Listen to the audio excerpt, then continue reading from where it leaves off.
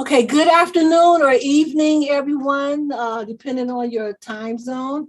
I am Tracy Hughes. I'm the co-chair of NEO ACM, and I want to welcome everyone to our remote ACM Distinguished Speaker lecture entitled Big Data versus Right Data, Challenges and Opportunities with our distinguished speaker, Dr. Ricardo Baeza-Yates.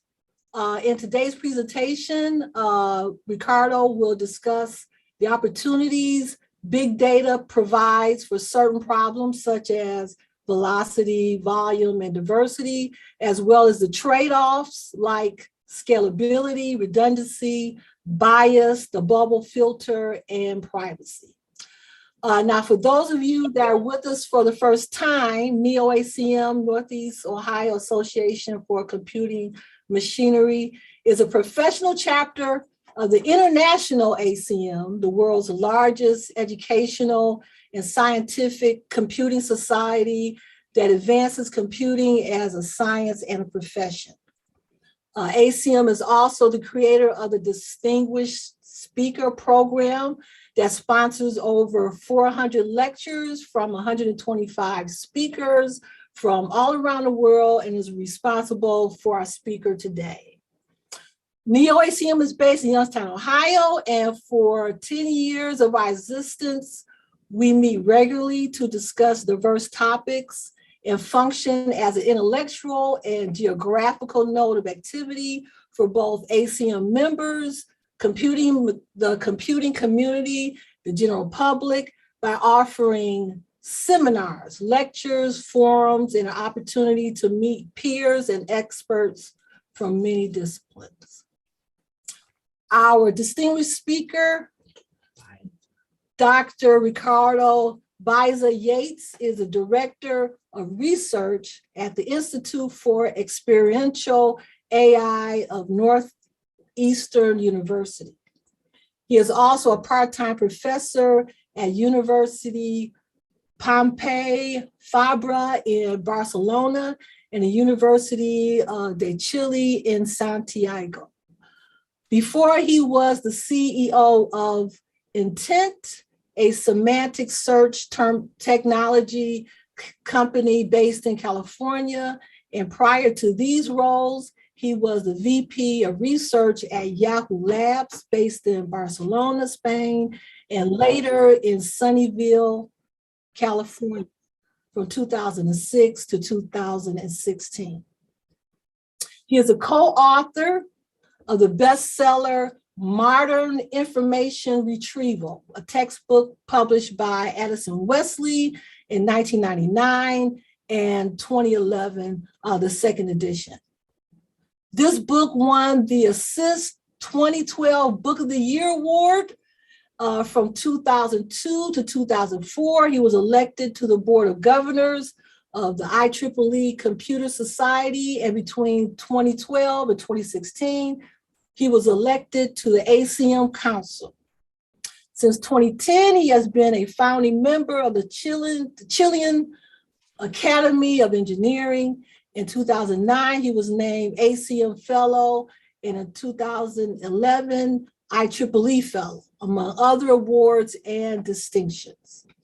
He obtained a PhD in computer science from the University of Waterloo, Canada in 1989. His areas of expertise are web search and data mining, information retrieval, bias and ethics on AI, data science, and algorithms in general.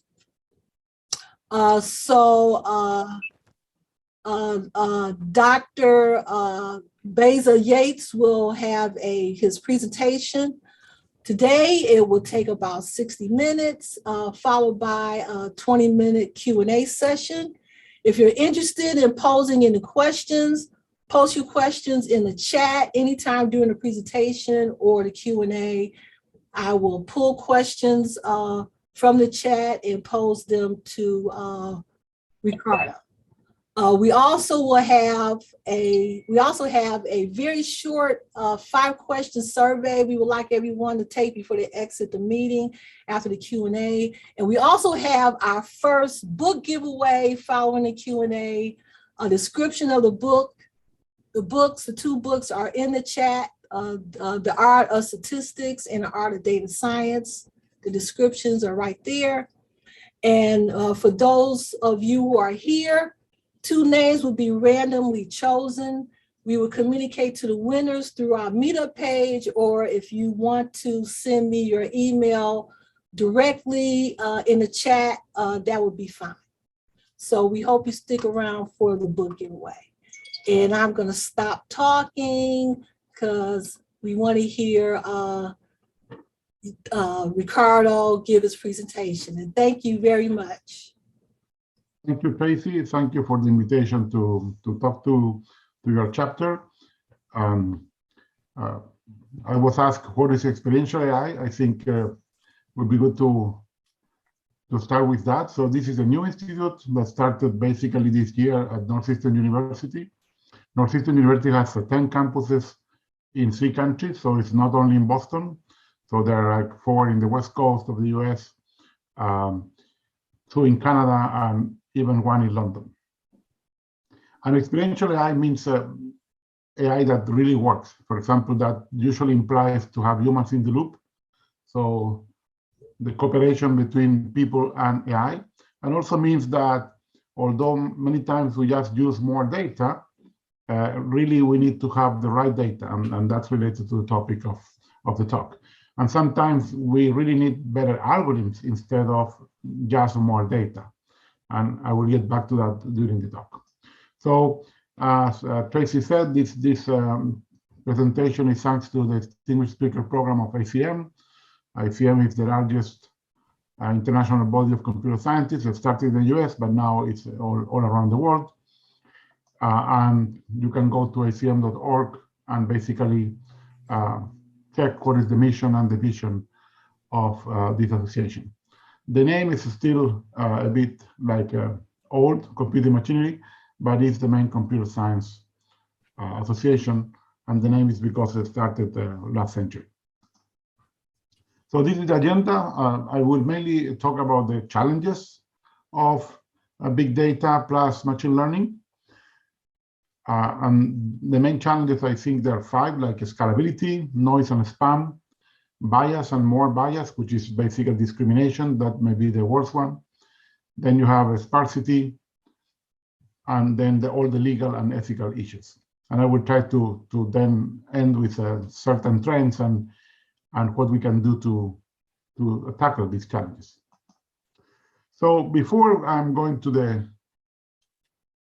the content of the presentation, let me give you a flavor of what will be predicting something using machine learning in the world of big data. So for example, you may want to recognize myself. So there's 4 pictures on different stages of my life. And then you can write a classifier that basically, if you see my picture, you will basically output my first name, Ricardo, okay? So that's only a change of representation. So basically, we change representation of an image to the one on words. But still, the machine doesn't know what Ricardo means, what is the whole semantics that us as persons understand. And you don't need too much data for that, and it's not too complex. On the other hand, if you have something like the Einstein equation, I hope you know it. So basically, energy is the mass times the velocity, the speed of light squared. Well, that applies to any object in the world. And after after Einstein find that, it's not complex any longer. No? Finding that was complex, but now it's just a formula. We believe it, and we have proven that it's true, and then applies to any object of any size. On the other hand, there are problems that are much more complex, and doesn't matter too much the size. For example, in this one will be predicting the stock market. If you can predict the stock market will not exist, right? And part of the problem is that there's a lot of irrationality there. So it's not a rational market. People don't do many times what they should do. And finally, we can have something like image recognition, but in a much wider context. I don't know, one of my favorite pictures, this is the Garden of the Lights by Bosch, a Dutch painter. And basically, there are many animals here, but the animals have strange shapes.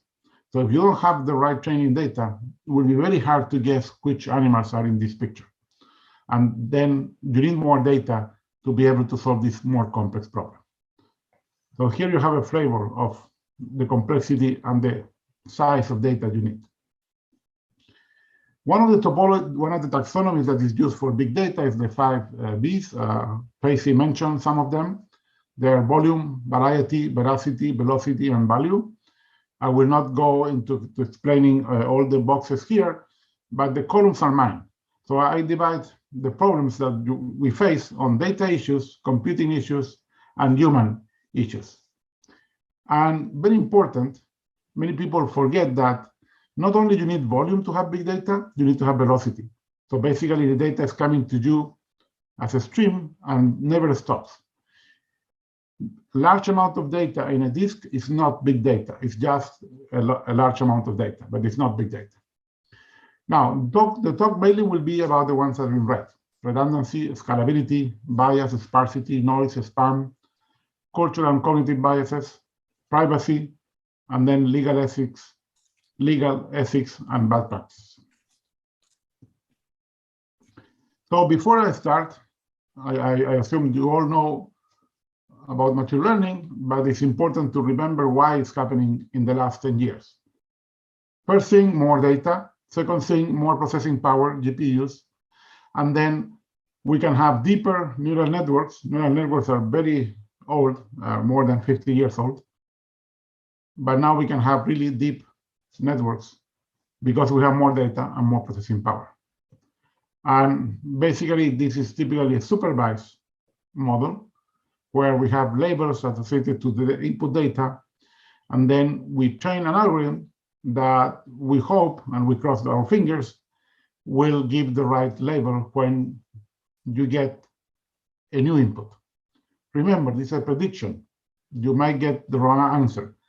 These models are very good at interpolating, so something that is similar to the data we have, but they are usually very bad at extrapolating. For example, some data that is very far away from what you train a system, and I will get back to this.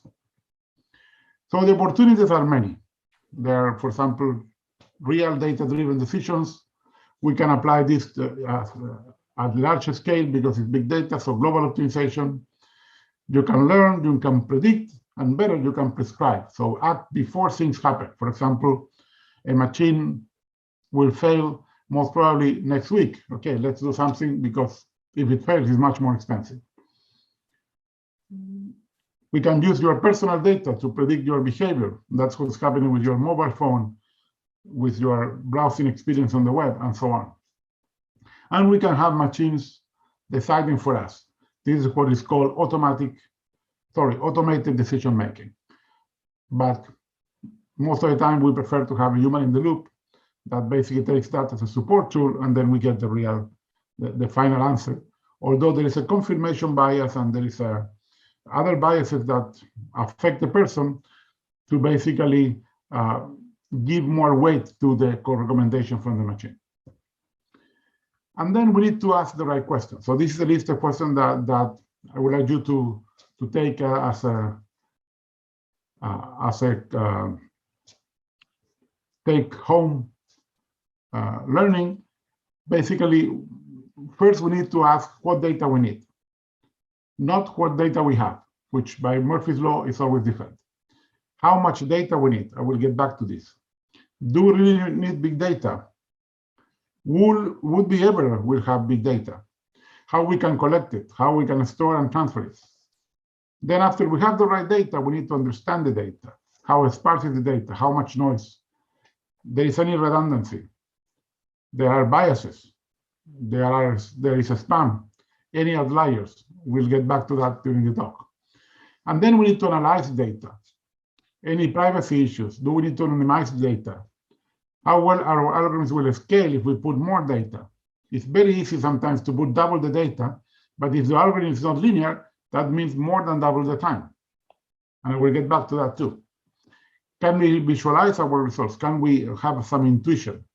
And we have to remember that garbage in, garbage out. If your data is good, it's not good, doesn't matter how good is the algorithm. And then we have many challenges. I do this sometimes. I don't always say the truth, so I'm less predictive. For example, here you have Calvin and Hobbes, and basically they put the wrong age garlic curry flavor that maybe doesn't exist for chewing gum, and then he says, I love messing with data. At least you are more unpredictable. And one problem we have today is that we know all the successes, but we don't have the failures. People don't talk about when they fail. And of course, failure is more common than success. Imagine that we have like, don't do this, like 1 million examples of you shouldn't do this. However, for failures of AI, there's a database today with more than 2,000 incidents called the incident database AI.ai, where you can go and see some of the problems that we mentioned during the talk and many more. So I have just a sample of the ones that I like more. So let's go to the first problem, the first challenge, scalability. As I said, in the best case, if you double the data, you will double the time. And one thing that we are maybe not doing well is that when we compare algorithms, we're comparing, for example, the accuracy of two models. But we don't care much about how much time they take to train, for example, the data. And this is not very fair. So let's say that we have a certain quality measure Q, and we have some amount of data N, and here we have two algorithms, A1 and A2. In any algorithm course, we will say A1 is the best algorithm. However, maybe A1 is much slower than A2, and that's not fair. And assume, for example, that we give them the same amount of time, T star. And when that amount ends, for example, here, A1 stops, and the same for A2. And for that time, A2 is much better. Why? Because it can process more data in the same time. So in some sense, you can trade off data volume for quality. So you can have a faster algorithm that is not as good, but because we'll basically process more data, can be better. And this happens in many problems. And this algorithm, I would prefer the second algorithm and not A1. And there are other trade-offs, like, for example, downsampling versus quality when you have imbalanced data. All the problem of distributed parallel processing. For example, MapReduce not always works. I hope you know what is the MapReduce paradigm. Basically, what is behind many distributed parallel algorithms. Many times, if you do online processing, also you need a different approach because you cannot do any batch processing. One main tool that will have to do with scalability will be deep learning. For example, can we exploit the context, which usually is not in the data? And I will get back to this. Most of the time, the context is not in the data, and that's what is missing when, for example, we see some models that try to mimic a human, for example, injustice. And then something also missing is that we need to add semantics. Many times we are discovering the wheel because it's just discovering patterns and learning patterns, but many of these patterns are already known. And why we don't give them to the model instead of having the model learning them? The second challenge, noise and spam.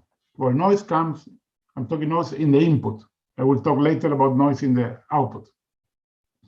Noise may come from sensors, for example, that don't measure well. And for example, if you have the majority of sensors wrong, it's very hard to know that they are wrong because they are the majority. Also, noise may come on the way we interpret the data. Spam is not really like noise, it's adversarial noise in the sense that spam is some data to deceive what you're doing. But the typical spam will be mail spam, but also you have web spam in links, in content, and even in clicks. And very, very hard to fight that. One way to fight that is the wisdom of the crowds. Basically, the majority of people should be right, but that's not always possible. And we'll get back to that because basically not all people participate in the same way. And at the end, a minority is generating most of the wisdom between codes. The third challenge is redundancy and bias. And bias will be one of the main ones. So redundancy means, do you have any dependency in the data, any duplication? For example, more than 10 years ago, some people found that the lexical duplication in the web was around 25%. Today, it's much harder to do that because the web is almost infinite.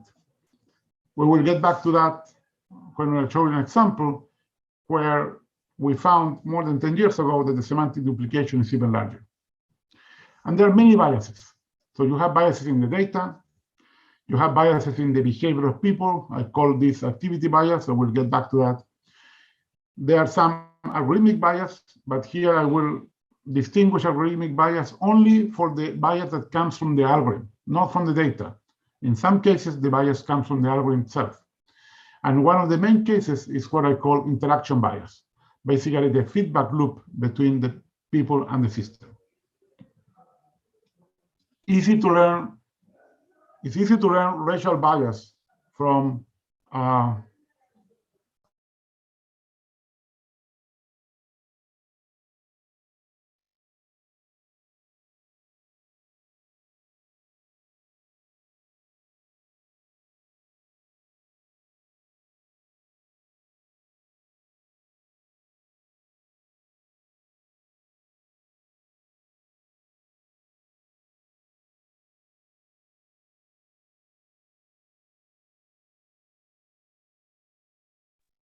sorry about that.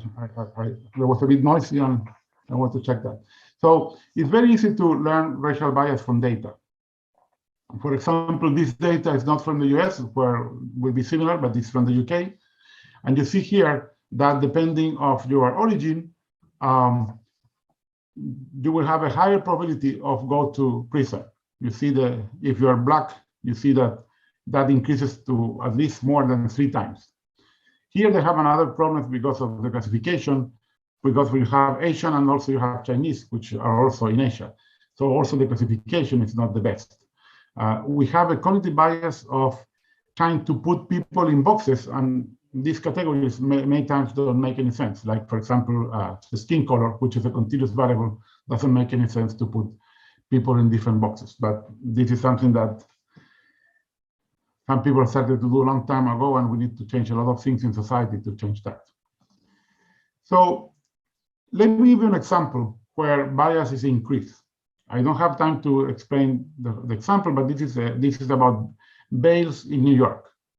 So they tried to do the same that the judges were doing in the state of New York. So this is the data. And in the state of New York, 18% are from Black origin, 13% are Hispanic, so in total 32%. Now, if you see the ratio of people of these two ancestry coming to court, we already see the systemic bias. So 49% are Black, 33% are Hispanic. What happened with the people that don't get bail?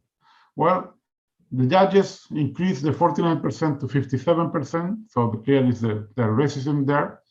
They decreased the Hispanic one, maybe because there are more white population here, but in overall, the population is 89% on those two minorities. What happened with the algorithm? And this is a paper that is very interesting. It's called Human Decisions versus Machine Predictions.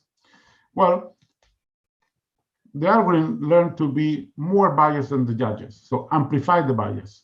So in this case means that the model learned from the optimization function that it was using to be more racist. But still, even that was more racist, was able to decrease the crime rate in 25%, so was taking better decisions. Now we can tune the algorithm here, and If we use the judge that is less racist, then still we get an improvement of 23%. So it seems that the decisions are better. So the question is, how is that? And one reason is that the decisions of algorithms don't have any noise. What is noise? The variance on human decisions.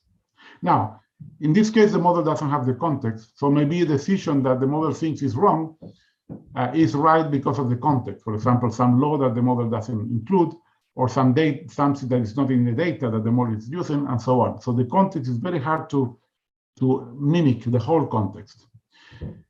But we have this dilemma. So what is better, a biased algorithm that always does the same, so basically two similar cases gets the same result, or we have a noisy judge? Here are examples of what means exact, noisy, bias, unbiased, noisy. And the reality is that judges are in the case D, they have both bias and noise, and algorithms are in the case C, they only have bias. If you want to read more about this, Daniel Kahneman, the Nobel Prize in Economy, recently in last May, published a book about the flaws in human judgment called Noise on this topic. There are other biases, like gender bias. This is some work of one of my PhD students, and this is the number of the ratio of biographies for women in Wikipedia, and you see that now we have almost like 25%. And you can say, well, this is just systemic bias. Well, no, this bias that is much worse here and will be obvious after you know it. And this is always true. Things are obvious after you know them, before they are not that obvious. Well, most people that write in Wikipedia are men. So for example, for women, only 11% are women. And maybe this number is larger because also this is not compulsory to give your gender. And in many cases, women don't prefer not to give it. But let's say this number is 15%, it's far away from 50%. So we have a partial information, and maybe we don't have the same opportunity for women all around the world to be writers, to be editors of Wikipedia like men do. So the second kind of bias, activity or engagement bias. With another of my PhD students, we look at how many people produce half of the content. So this is the democracy of the content. And we analyzed 4 different data sets. For example, a small one from Facebook in New Orleans. We found out that 7% of the people generated half of the post. So this is half of the post, 7% of the people, the other half, 93% of the people. For Amazon reviews, one subset of Amazon reviews, 4% of the people did half of the reviews. And here said there's something wrong. We have 4% of the people doing this unless there's something wrong going on. So we published this in September 2015, and 1 month later, I don't know if there's any causality, Amazon started to sue fake reviewers, and this continued in 2016, and this continues even today. There are a lot of false reviews. Now, if you analyze the reviews, and we found a measure that's called text entropy, and there was a high correlation between the text entropy and the stars of the reviews, we find that if you use the quality of the reviews, this 4% was down to 2.5%. So basically, 2.5% of the people did half of the best reviews. So it's even more worrisome.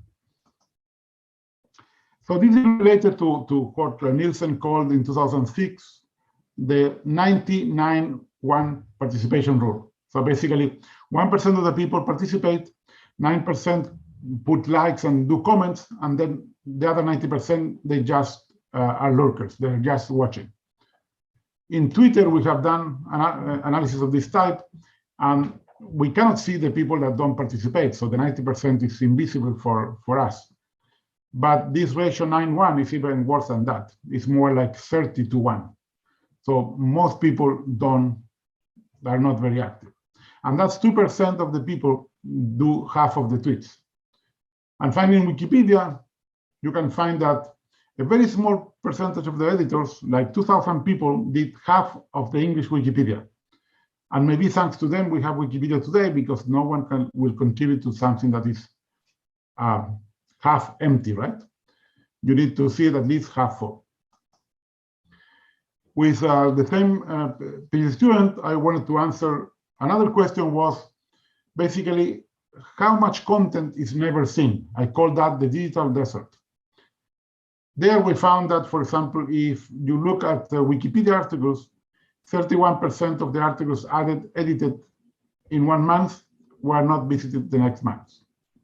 And we also found a lower bound that more than 1% of the Twitter content is never seen by anyone because these people don't have any followers.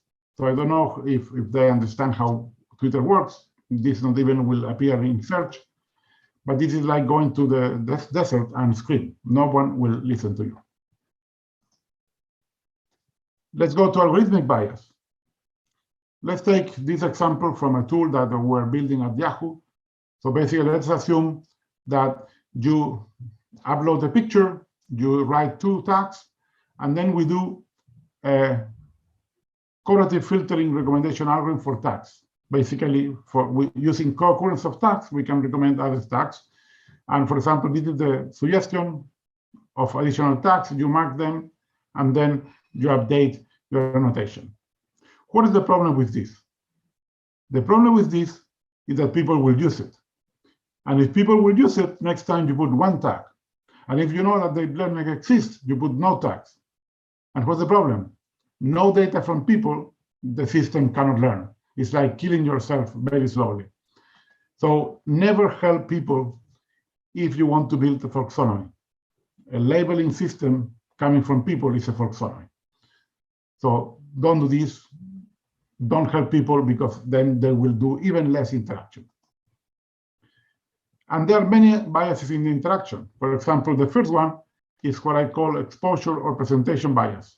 You are seeing only 3 things here in this page, 4 things, some recommendations, but there may be thousands. So it's not the tip of the iceberg, it's just the ice cube on the top of the tip of the iceberg. You are seeing just almost nothing. Here you have other biases like position bias. People in the Western world will look first to the top left corner because we read that way.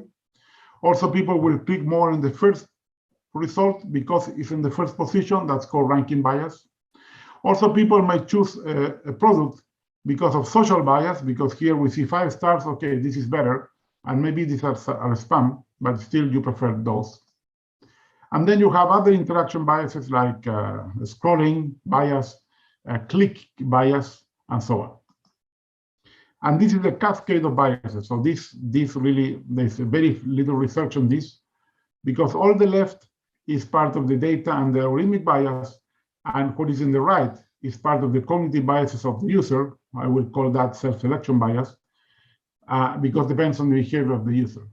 So these are all in cascade. So trying to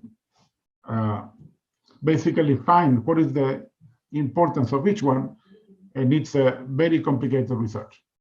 And this is part of this my article, Bias on the Web in Communications of ACM. In that article also I show the whole cycle of bias. For example, we have also second order bias, and let me give you an example of second order bias. That means the people using the web is doing something with the result, or the algorithm is doing something with your interaction, for example, like personalization. So this is the first problem, the filter bubble. I cannot show something new to you that you will like because it's not in the data, it's new to you. Correlative filtering partially solves that problem, but really many times you need to do much more. So systems are doing things like diversity, novelty, serendipity. And this is like the Truman Show. When he learned, Truman, that he was in a bubble, he wanted to get out. But many people don't want to get out of the bubble, and we see that in fake news, we see that in politics and in other controversial topics. Let me give you an example of second order bias, but what you do with the data. Let's say you are writing a blog page, your next entry in your blog, and let's say this is the new page. You search for content related to that topic. You find 3 paragraphs that you like, you put them in your page, you feel a bit ashamed because there's nothing yours. So you put something that is yours to match all this. Of course, you are not you are not doing plagiarism. So you will put back a link to the original location, you will put quotes, and you will put the author of that paragraph. That's basically research. You cite the other author, but then you put your name because it's your blog page, although most of the text didn't come from you. And that goes back to the web. What happens? When you do that, you are telling the search engine that this content is good, but this content came from the search engine. So you are reinforcing the belief that the ranking function is working well, because you are using content that comes from that ranking function. So it's not only like position bias, but it's also ranking bias based on the content, and then the redundancy grows. And we proved this in this paper that was called the genealogical trees of the web with another PhD student, and showing that the redundancies, the semantic redundancy may be 30% or more. This was more than 10 years ago. Today, it's much harder to do this research, and of course, this may be larger. The next challenge is sparsity, the long tail of data. I'm sure you have seen this example of the long tail, but here we have the data that companies have. So only some companies have big data, large internet companies. Most other companies don't have big data. They have a small data. And this is a problem because we are obsessed with big data, but more than, say, 90% of the companies in the world will never have big data. Why we're focusing on a minority that is already rich, already they have resources and people. We should focus on the rest. They don't have the talent, they don't have the money, and they don't have the data. So small data is the problem. I will not read all this. I wrote an essay that is available in KD Nuggets in 2018. Part of this is based on a book called Small Data, but there are many reasons why small data is important. For example, most innovations are triggered by small data. Most data that people consume is a small data, for example, the data in your devices, and so on. And big data, as I said, is easy. You just pour more data, at some point it will work, like language models. But small data is not. For example, if you have an illness that is not very common, you will never have much data. You will have 100 patients at most. For example, here, this from another my PhD student, dyslexia screening through a web game. And you don't have much people. So for example, we got like 4,000 people in Spanish, 1,500 in English, and you see the accuracy we got in Spanish is 81% and 90%. So maybe someone will say, why it's easier in English? With less data, we get a better result. Well, because English is not a phonetic language, so it's much easier to spot dyslexia. People make more mistakes than in Spanish, which is a phonetic language, because a phonetic language can be, you can use the hearing to basically compensate the problem of dyslexia. And another student of mine did a thesis on how to do that even before they learn and write. And basically we did that with using sounds and using symbols instead of letters. The before last problem, privacy. For example, in 2001, Sweeney, the person that invented k-anonymity, showed that with available public data, you can identify 87% of US citizens. So even though you don't have a national ID card, basically you can predict most of the people. In 2006 was the first large incident on de-identifying a person from basically anonymized data.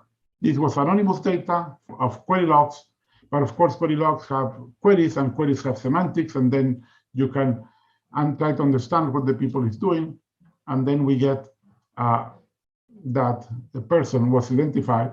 She went to the first page of the New York Times. She was a nice person, so she didn't sue American Online, but showed that the problem was much harder. That was not enough to have anonymous data. You need more. A few years later, 2010, the same happened with the Netflix contest. I don't know if you remember this, but in the Netflix contest, they offer $1 million for the people that would improve their recommender system. But comparing with data that was public available, they were able to identify which people was involved in the data, and one of them had a sexual preference that was not public. And at the end, they had to basically settle outside court. And after that, the Netflix contest ended.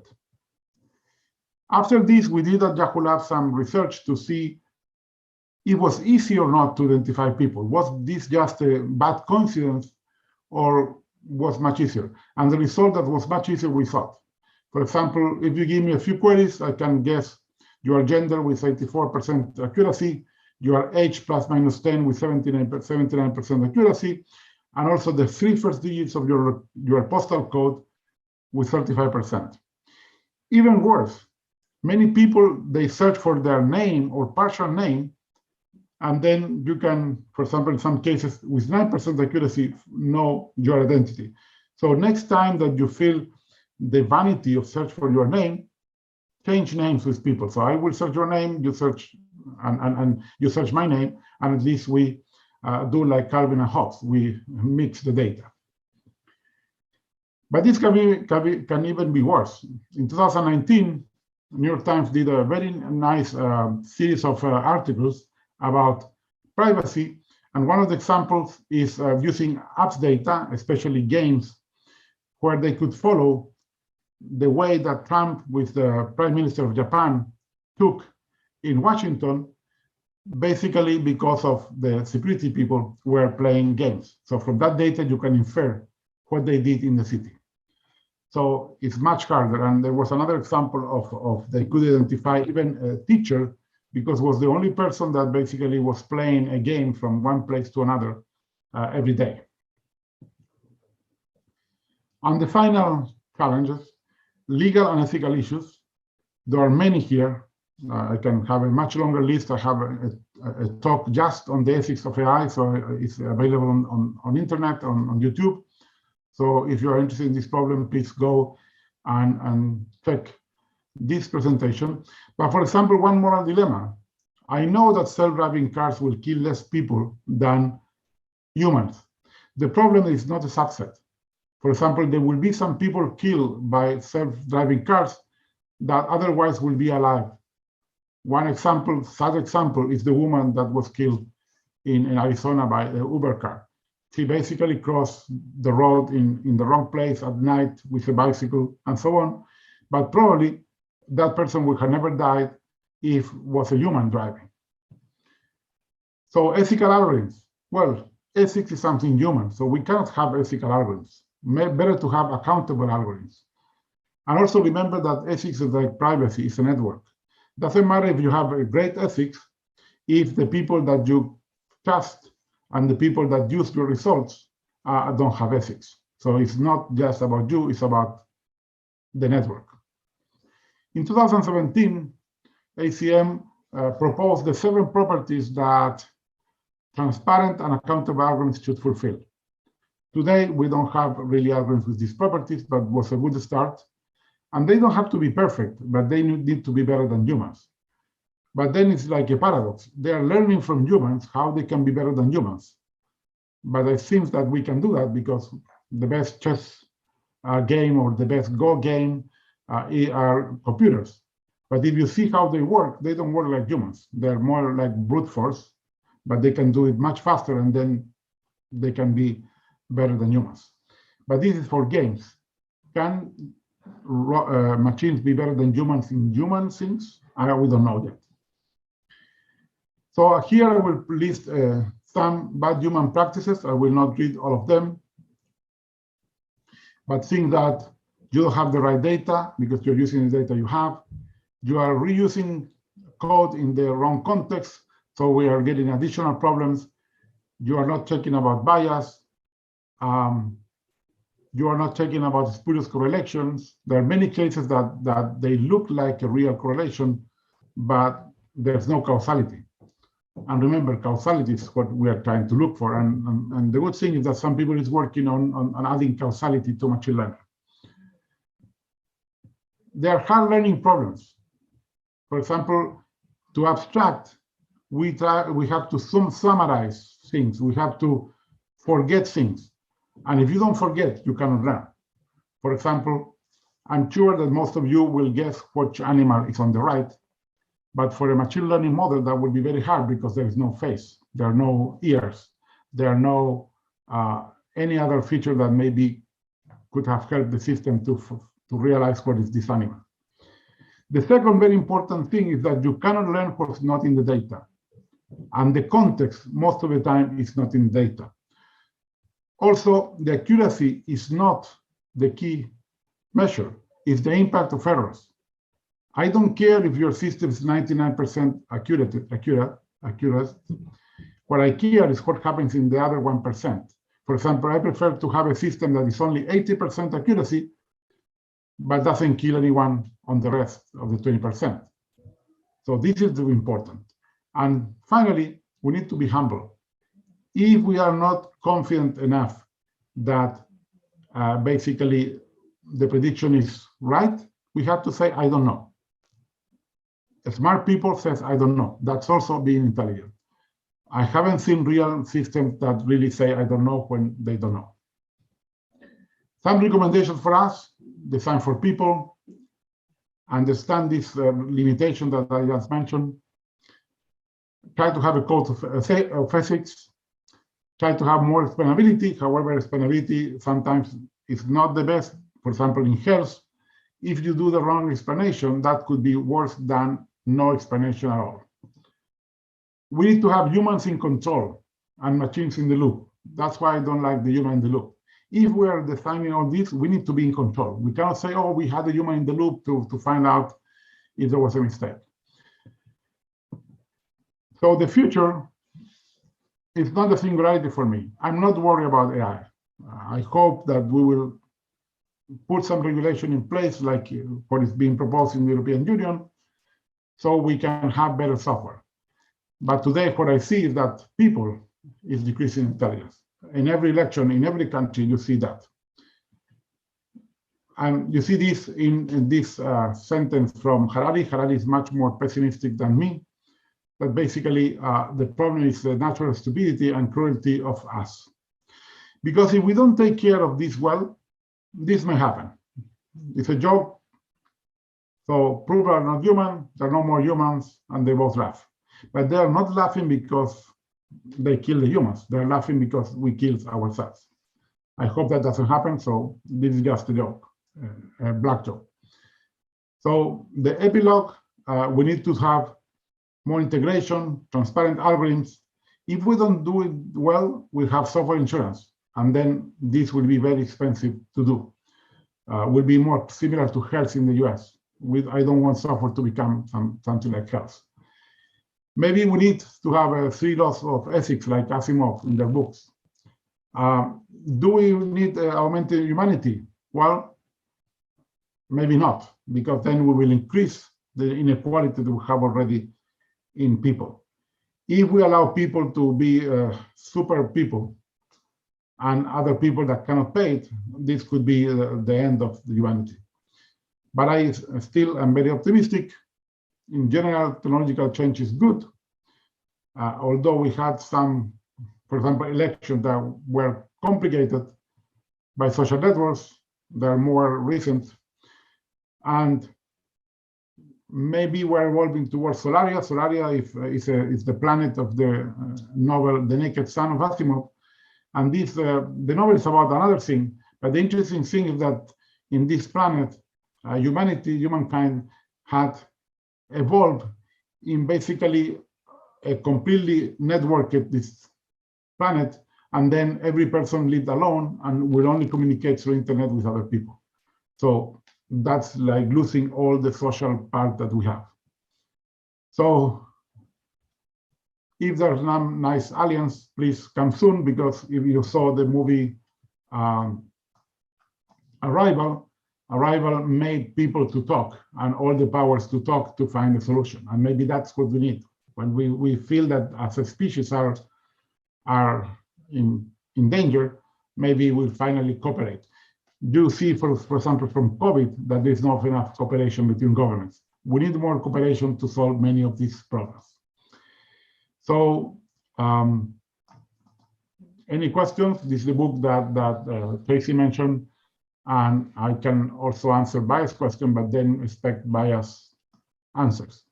So I think in the chat, there may be then some questions. Well, first of all, I'd like to thank you very much, Ricardo. That was excellent. I know you cleared up some things. For me, I'm asking everyone to post your questions, or you can even, if you want to, you can pose your question directly. First question. Tracy, before you do the question, so some person said it's a turtle, and it's not a turtle. Other people say it's a rabbit. It's not a rabbit. Anyone has another possibility. So what is the animal? Any other guesses out there? It's not that difficult. I was black and white, so I thought it was a cow. Yeah, you're right. It's a cat taken from below a glass table.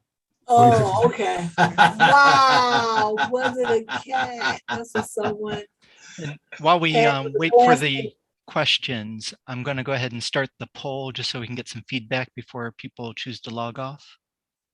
Yeah, so we have a very short survey we would like everyone to take to give us some information about future talks and lectures.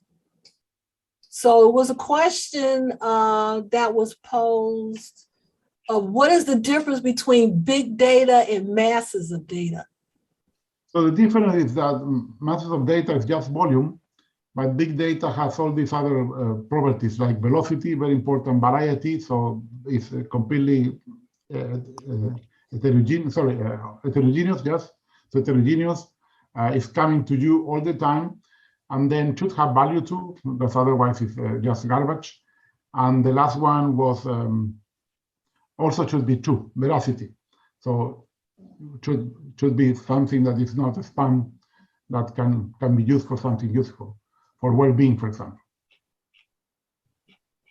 Well, I know I had a couple of questions. I mean, you brought up algorithmic bias, and I would like you to expand a little bit on what that algorithmic bias is. I mean, normally when we think about algorithms, we don't think that they're particularly biased as far as a particular amount of data. The algorithm is supposed to get a certain input and have a certain steps that is finite and give us a result. So the idea that it could be biased is kind of. So this is to distinguish the source of bias.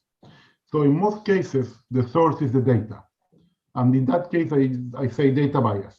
The problem that today, a lot of people are saying algorithmic bias and they include data. But I don't want to include data because the source matters a lot. So we need to distinguish the source. So data bias is, let's say, 80% of the problems of bias is the data, 80%. But there are two other sources that are very important. And there are many more. I think there's some people say there are 4 sources, but the other 2 that are very important is one comes from the algorithm. Basically comes from the optimization function, for example, that you're optimizing. Let me give you an example. That this is a very recent example, and it's also in my ethics in AI talk.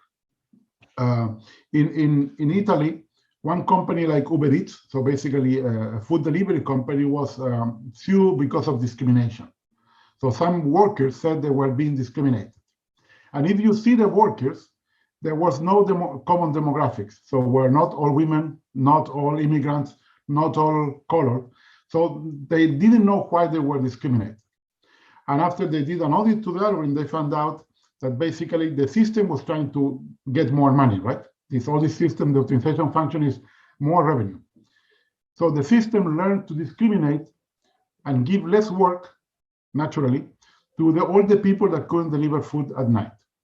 So the evening time, which is the highest demand for food is at the evening time. So this was obvious after you see the code, that the system should have balanced the work in the sense that if you cannot deliver at night, you will get more work during the day. But the system didn't do that. So the system learned to discriminate the people that couldn't deliver at night. And the judge said that was indirect discrimination because the algorithm was not checking why these people couldn't deliver at night. For example, maybe they had children, they had the old people to take care of, or even they didn't want to work at night, and that's also a valid personal decision. So this is an example where the optimization function was generating the bias. And the next source of bias, I mentioned it, is the feedback loop. So the feedback loop is kind of algorithmic bias, but it's not only the algorithm, it's also the person on the other side. So if the feedback loop, some people call it the runaway feedback loop. So basically, recommendation algorithms, some things get more popular because they have exposure bias. And then some things get more poor, and other things get more rich, the Massey effect. The rich get richer, the poor get poor. So that vicious cycle of bias is another source. And that source comes a lot from cognitive bias from the people. For example, some people need to click very fast. Some people need to move the mouse. Some people don't like to read. And all these things gets together and then basically favor some items against others. Wow. I got a quick question. Okay, go ahead. If I could. Part of your talk, you made the point that the large companies, the ones that really get big data, they have the resources, they have the talent, they have the skill sets to deal with whatever they have to deal with. But the majority of other organizations get small data, and they have to try to squeeze something out of that. Here's my question. Specifically with respect to the United States, we have a lot of illiteracy, in the United States. We're illiterate with respect to science. We're illiterate with respect to mathematics. We don't have any sophistication as far as that goes. So when we're talking about delivering these kinds of systems that are in the decision-making loop, and there are smaller companies involved, what can we do before these systems are implemented, right? And we're at the design phase to identify the problems at that time, given that the modeling methods, the mathematical analysis that's necessary requires a certain amount of mathematical maturity, but to catch the problem at the design phase before it, hits, before it hits machines and society, you have to have people that have a certain mathematical vocabulary. What can we even begin to do about that? Yeah, that's a very good question. There are some people already working on how to develop trustworthy software.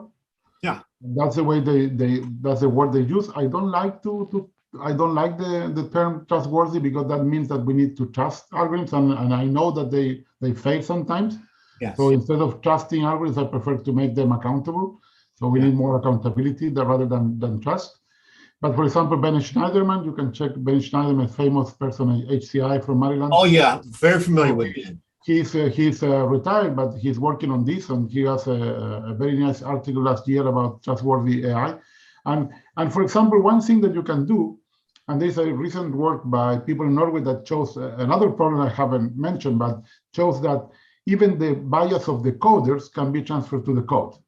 So I believe that software done by women may be more empathic than software done by men, for example. Right. So one thing will be to have contest points. So this is what I will do if I had to do this in a massive way.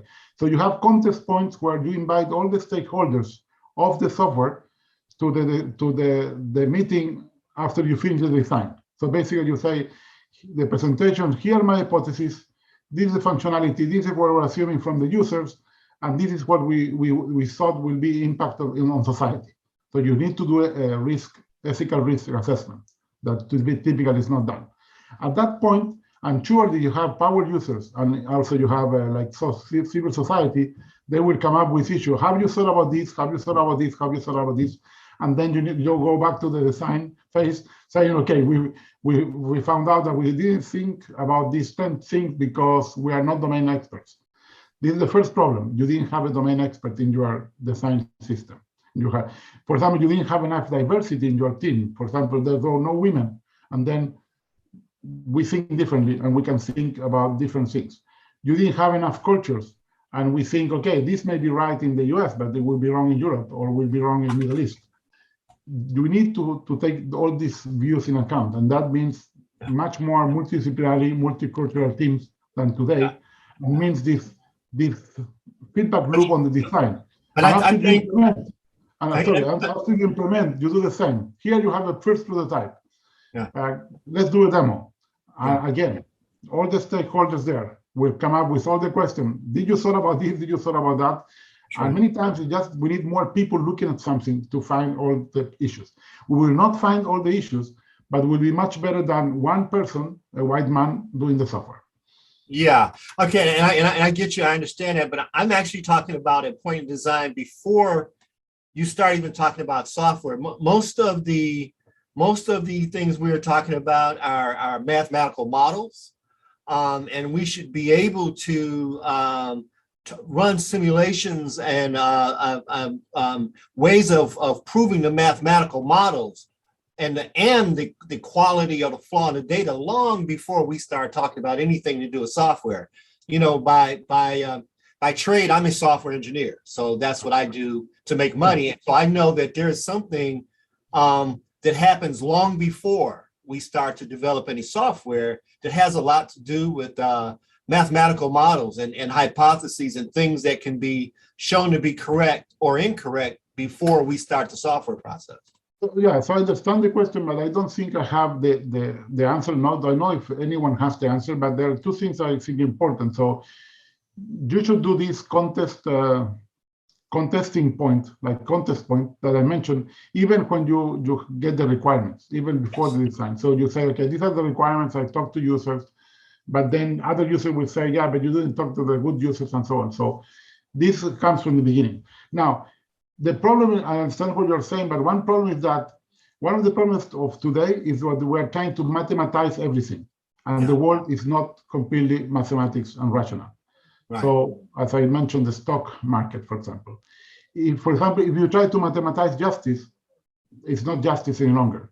If you try to mathematize ethics, it's not ethics any longer, because these are human things which are not always deterministic in some sense, because we are not completely deterministic. Otherwise, it would be very easy to simulate a human being if we are completely deterministic. So your question is very good, but I don't think that will be the solution to the problem. I think we need more than that. We need, for example, to accept that sometimes we cannot use AI.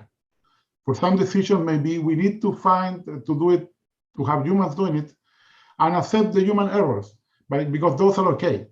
But when a machine makes a mistake, usually it's because it's not a human error. So this is the problem. Machines are doing today errors that humans will never do. For example, language models. They generate a sentence that no human will ever write because it doesn't make any sense. And this is the part that we need to control. Let me answer Julie first, and then I can answer Patricia. So this is a very good question about noise and bias and precision accuracy. So the first thing that maybe is a myth, and you can read the work of Cynthia Rudy, is that you can have explainability and interpretability without losing accuracy. So if there's no trade-off, it's a fallacy. There is a trade-off between accuracy and these properties. So noise is noise in the output, not in the input when I was talking about noise. So basically noise means that there's no error because there is a variance on the decision. So algorithms don't have that kind of noise. They are deterministic. In that sense, they're very different from people. Same data, same result. Even if you have randomized algorithm, why? Because it's not really random, right? You use you can change the seed, and then you have another output. But if you don't change the seed, you still have the same output. Now, bias will also may not affect accuracy, may even improve accuracy. So there's no relation between noise, bias, precision, accuracy, because you don't know your bias. Many times it's unknown, like, for example, like this case that I mentioned from Italy. They didn't know that they were basically discriminating a group of drivers because of time of delivery. They never thought about that. It's obvious after you know it, but before it's not so obvious. So I think my main message here will be that accuracy is a bad evaluation measure. We should do, instead of accuracy, I'm working on that, we should measure how much harm you do when you fail. So I don't want the 90%. I want, okay, what you do in the 10% that you do it wrong? How much harm you do? And that harm is not linear. It's not the 10%. For example, in self-driving cars, could be really bad if you kill people all the time, or could be very low if you basically move the car too much and you move, but you stop all the time. You stop, suddenly stop. And that will be a very different harm. So the question is how we do harm analysis. And this is something that no one is really doing, and I'm writing something about that. Okay, now the this question is from Patricia. Patricia, yeah. Yes. You've seen AI as a field develop so much over the years. My sharing, how your understanding of AI and machine learning and its benefits have evolved over your career. So I started to use machine learning when I started at Yahoo, I think, or maybe a bit earlier, like 2015. Sorry, 2005. So more than 15 years using this. And when you work in search, so I was working in search and data mining, typically you use machine learning to improve systems. And there you don't harm anyone. So for example, you can improve memory usage, you can improve ranking and so on. But after a while, I realized that there were some biases that were important. For example, my team worked on 2 of the 3 papers that have been published, because the other companies never published the results, on click bias. Basically, how do you de-bias if you click more on the first results? And one of them in my team got the best paper award at the conference. And then I realized that, for example, this feedback loop was generating content bias in the web. We already mentioned this work on semantic redundancy.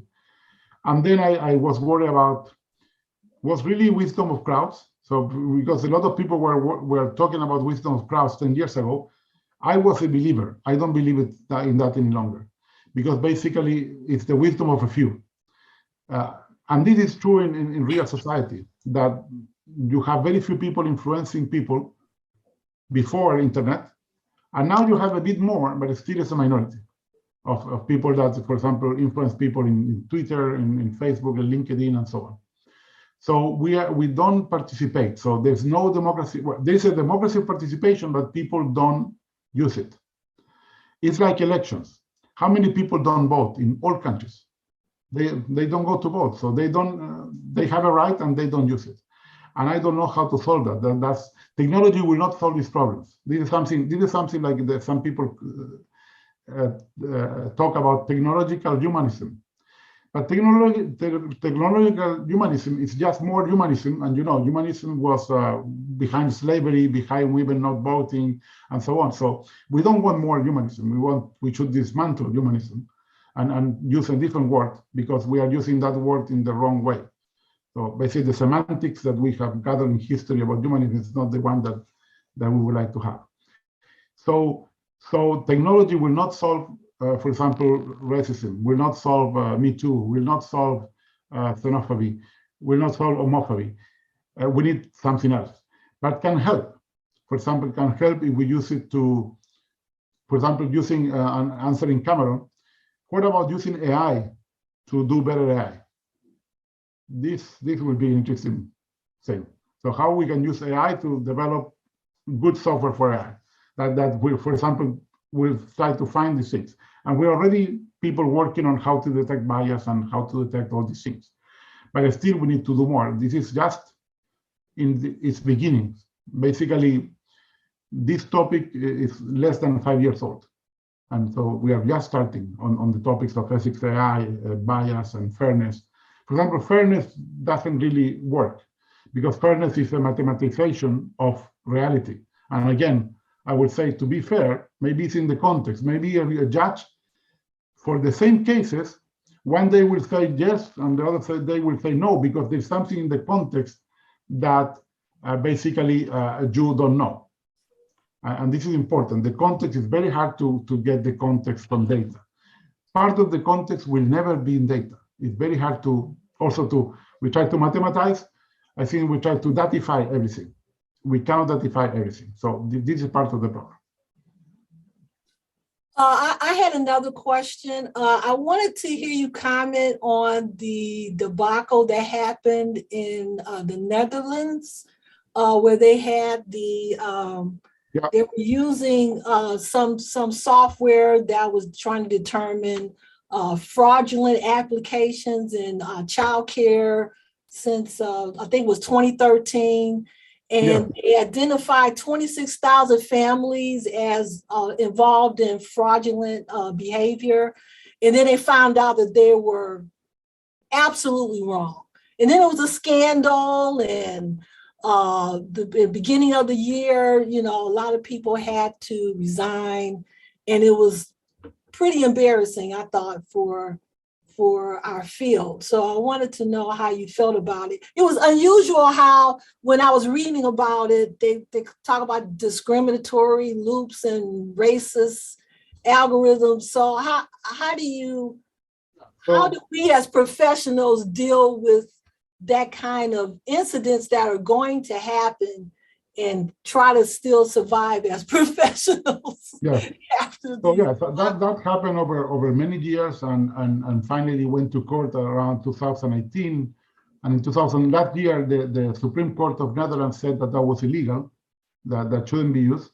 And the first problem is that whenever you want to apply AI, and I wrote an article in Forbes Technology Forum about the 10 questions that you should ask before using AI, so that may help to answer your question, Cameron. So these are the 10 questions you should answer before using AI.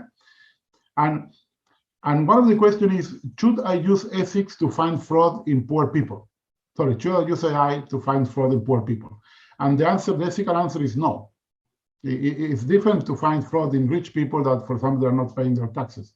But basically, you're looking to fraud in poor people that they still have less opportunities, and even if they're committing fraud, maybe they're deserved because of the system to get some money.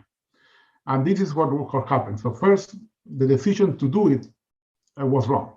Now, one of the questions in this list of 10 questions is, do you have the competence to take the decision? So for example, maybe it was an engineer that thought about, oh, a great idea, let's look for fraud. And they convinced the manager and they did it. But the question is, was that person had the competence to take the decision, the political competence?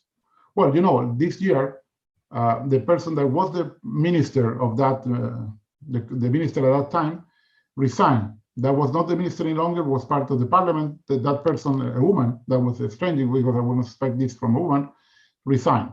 But that was not enough. So she resigning was not enough. And then the whole government had to resign.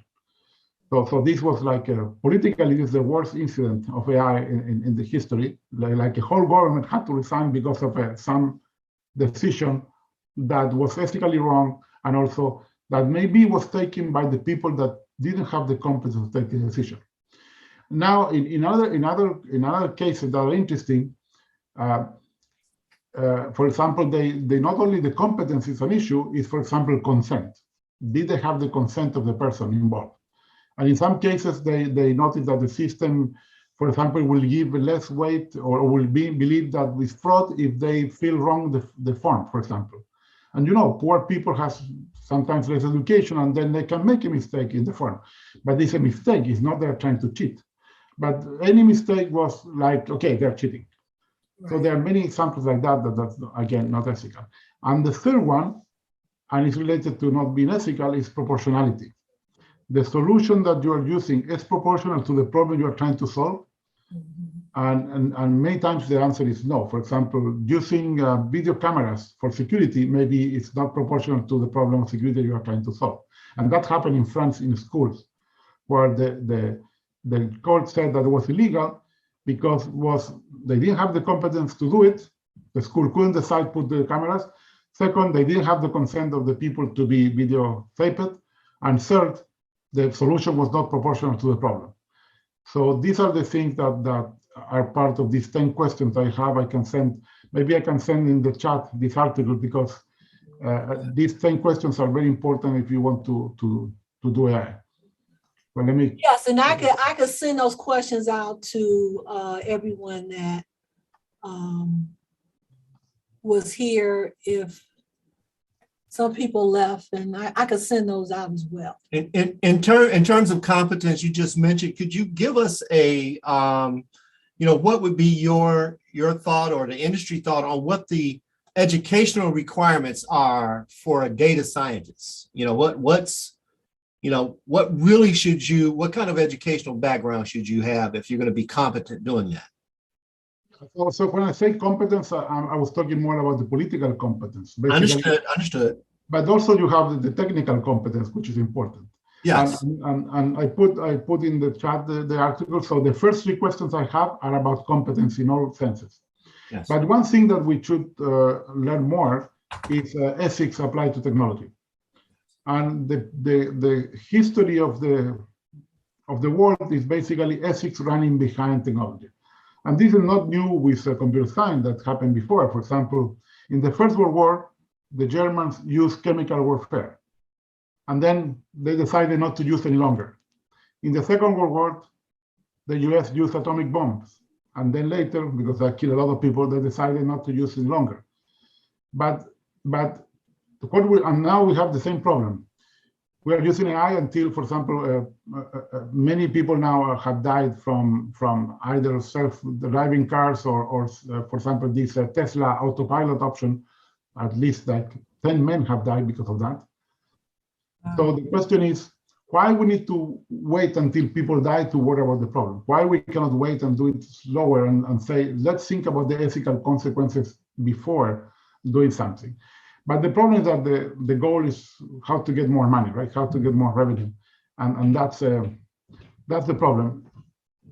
One thing would be to have more revenue, that's fine. But if you get to the point that revenue is more important than life, I think that's the ethical issue that we need to solve. We need to stop there. Okay, why we need double the money if we're already rich? Right? Why would you need another $1 trillion if you already have 1 trillion? I don't understand that. That's a kind of hyper capitalism that I don't understand. So I would be very happy with a few million. So most people will do. Yeah, what do you think about the efforts? There's an AI engineering initiative that the Carnegie Mellon Institute, Software Engineering Institute is involved with, the Department of Defense, and you show ACM's efforts and IEEE. So you have these organizations and you have the government that is concerned with artificial intelligence and creating a template, and they're concerned about ethics. So what do you feel about these efforts? Do you think that they're valid, or they're going to really produce something that we can implement? They are valid, they're important. For example, now UNESCO just published a few days ago ethics principles, and that's the first one at the global level. So at the United Nations level, this is the first one. But the problem is that who is enforcing that? So we have a lot of things. We have like, I can give you tens of codes of ethics. The problem is who is enforcing that? How we make sure that we have the right incentives so people follow them. I think at some point, this will be like marketing, fair software. Like this is like fair price or organic food. We will need to if that can get you money, then the capitalism will be aligned with the right ethics. But sometimes we need to wait some time to get to that. Why we cannot do it faster? So why we don't do fair software, and that is the best for everyone. So I just we need to change. But society, like justice in society, it changes slowly. That's why we have equity only. Typically, we have affirmative actions, and sometimes just the perception of doing affirmative action is the most important one. So I believe in the last year the perception is growing. So the perception is growing that these things have to be better. And now, for example, Timmy Gebru just announced yesterday starting a new research center for responsible AI funded by 4 foundations. And and that started yesterday, so or today maybe. So we are seeing these things, and we will see more of these things. But we need to keep pressing. And for example, the documentary Coded Bias, if you haven't seen it, I recommend it because it was very well done last year and has created also more awareness on, for example, discrimination on some minorities. Thank you very much. We're going to end the Q&A unless someone has a real quick, if they have a question that Ricardo can answer real quickly. If not, we're going to go and we're going to thank you very much for giving us a wonderful presentation. Excellent. Yeah. Excellent. No, there's no question. It's just a book I that. would like to thank ACM for the Distinguished Speaker Program. We've used it for as long as we've been a chapter, and it's really an excellent program. Excellent quality speakers from around the world. And now since we've adopted Zoom, where we don't have a problem with doing this remotely, this has been, I think, even better experience than before. Right. And for Dr. Ricardo, if you let us just offer Neo ACM as a resource to you also, if there's any kind of way that our chapter can be of any kind of help to you and your work and, what you're trying to do, just drop us an email. Thank you. I will. Yeah. We'll be glad to pitch in there. Excellent talk, man. Excellent. Thank you. Thank you. Thank you. Have a wonderful holiday. Happy holiday season.